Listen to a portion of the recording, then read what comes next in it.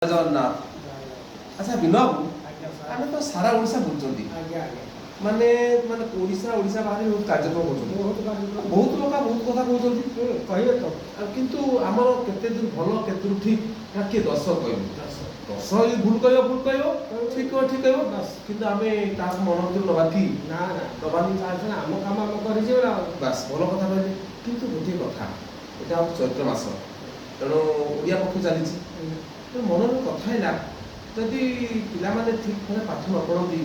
आ बही खाता न पढ़ती बापा माँ कौन कहे कौन बापा माँ कहे कौन कह तो निहाती पाठ पढ़ार अच्छी भल कथा कहबार अच्छी भल जिन शिखेबार अच्छी तेणु मोर गोटे कथा है शिशु मान पाठ पढ़ा जत्न नियंतु जत्न नवा सहित